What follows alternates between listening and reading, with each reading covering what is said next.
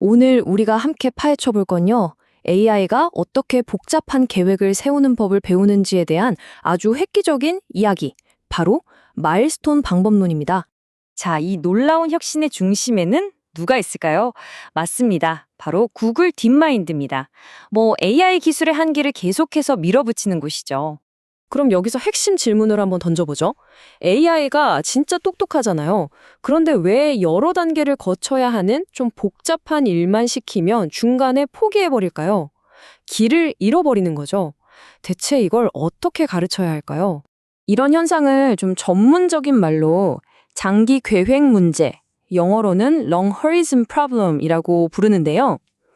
말 그대로 먼 미래까지 보고 여러 단계를 쭉 이어서 해야 하는 일 앞에서 AI가 갑자기 약한 모습을 보이는 겁니다. 이게 어떤 느낌이냐면요. 우리가 AI한테 자, 여러 도시 들르는 복잡한 해외여행 계획 좀 짜봐 하고 시키면 처음에는 막 잘하는 것 같아요. 비행기표 알아보고 호텔도 좀 보고 그러다가 갑자기 같은 페이지만 계속 새로 고침한다거나 엉뚱한 버튼만 계속 누르는 거죠. 결국엔 죄송합니다, 실패했습니다 하고 멈춰버리는 거예요. 바로 이게 장기 계획 문제의 아주 대표적인 모습입니다. 자, 그럼 이 문제를 어떻게 풀어야 할까요? 딥마인드 연구원들은 일단 문제의 뿌리부터 파헤쳐 보기로 합니다. 그렇죠. 의사가 병을 고치려면 정확한 진단부터 해야 하는 거랑 똑같아요. 그래서 뭘 만들었냐면 정말 기가 막힌 도구를 하나 개발했어요. 이름하여 자동 실패 분석기. 이건 뭐냐면 AI가 실패하는 수만 가지 사례를 그냥 지켜보는 거예요. 그러면서 여기서 막히는구나. 이것 때문에 실패하는구나 하고 그 원인을 정확히 짚어내는 거죠. 자, 그래서 분석을 해봤더니 결과가 어땠을까요? 이게 정말 놀랍습니다. 실패 원인이 여러 가지가 있었는데 이 그래프를 한번 보세요. 압도적으로 높은 막대 보이시죠? 중간에 멈춤. 거의 절반 가까이가 바로 이 문제 때문이었어요. 그러니까 핵심은 이거예요. AI가 멍청해서 실패하는 게 아니라는 겁니다. 일을 하다가 중간 어디쯤에서 길을 잃고 똑같은 행동만 계속 반복하는 무한 루프에 빠져버리는 것. 이게 가장 큰 문제였던 거죠. 그래서 딥마인드가 내놓은 해결책이 뭐냐? 이게 또 정말 간단하면서도 강력해요. 바로 마일스톤입니다. 우리말로 하면 중간 목표를 세워주는 거죠. 이게 무슨 말이냐면 우리가 케이크를 만든다고 한번 생각해 보세요. 맛있는 케이크를 만들자. 이게 최종 목표잖아요? 근데 그렇다고 그냥 오븐 앞에 서 있는 게 아니죠. 일단 레시피부터 찾고 재료 사오고 반죽하고 굽고 이렇게 작은 단계들을 하나씩 해치워 나가잖아요. AI한테도 바로 이런 단계별 안내가 필요하다. 바로 이 아이디어에서 시작한 겁니다. AI 세계에서는 이런 작은 단계들을 하위 목표, 즉 서브골이라고 불러요. 어렵게 생각할 거 없이 최종 목적지까지 가는 길에 있는 여러 개의 이정표라고 보면 딱 맞습니다. 이 이정표들 덕분에 AI가 길을 잃지 않고 다음 단계로 나아갈 수 있게 되는 거죠. 자, 그럼 이 멋진 마일스톤 아이디어를 어떻게 실제 기술로 구현했을까요? 바로 미라 프레임워크를 통해서입니다. 지금부터 이걸 한번 뜯어보죠. 지금 보시는 이 그림이 바로 그 미라 프레임워크의 핵심 구조인데요. 와, 보기엔 좀 복잡하죠?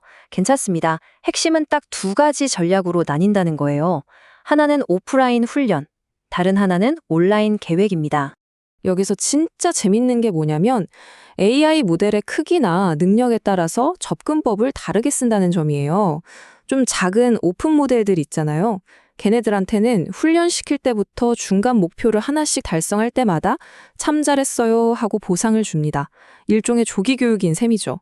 근데 제미나이처럼 이미 엄청나게 강력한 모델한테는 실제 일을 시킬 때 옆에서 코치처럼 실시간으로 자, 다음엔 이거 해봐. 그 다음엔 저거야. 하고 일을 잘게 쪼개주는 거예요. 자, 그래서 이 미라 프레임워크 효과가 있었을까요? 지금부터 보실 결과는 정말 입이 똑 벌어질 정도입니다. 이 두 개의 그래프가 모든 걸 설명해 줍니다. 왼쪽에 있는 건 비교적 작은 모델이 얼마나 말도 안 되게 좋아졌는지를 보여주고요. 오른쪽은 이미 세계 최고인 모델들조차 여기서 한 걸음 더 나아갔다는 걸 보여주고 있어요. 특히 이 오픈소스 모델 젬마의 변화를 좀 보세요. 원래는 성공률이 6.1%밖에 안 됐어요. 거의 10번 시키면 한 번도 성공 못하는 수준이죠.